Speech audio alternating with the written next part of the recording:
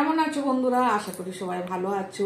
এই যে দেখো, প্রতিদিনের মতো আজকে আমার খাবারের ব্লগটা নিয়ে চলে এলাম। চলো, আজ তো নিরামিষ খাওয়া দাওয়া, তো নিরামিষে কি রান্না করেছি সেটাই তোমাদের সাথে শেয়ার করব। আজ দেখো টেবিলে সব নিয়ে এসছে, যে গরম গরম ভাত আছে, আর এখানে আছে এই যে মূলো। কালকের থেকে মূলো খেতে নেই, তো মূলোটা তাই কুচিয়ে নিলাম, শাকটা দিইনি। কুচিয়ে সর্ষে আর লঙ্কা ফোড়ন দিয়ে আমি ভাজা করেছি। এখানে কোকম দিয়ে ডাল বানিয়েছি, কোকম ডাল। আর এই যে এখানে আছে তোমার শিম পোস্ত, সর্ষে দিনই পোস্ত দিয়ে বানিয়েছি। এখানে আছে আলু ভাজা, নিরামিষ যদি একটু ভাজাভুজি না হয় ভালো লাগে না। আর এখানে আছে সয়াবিনের তরকারি দিয়ে, সয়াবিন দিয়ে বাঁধাকপির তরকারি।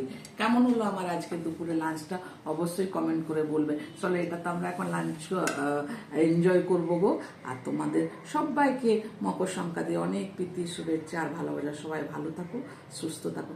ভিডিওটা এখানে শেষ করলাম।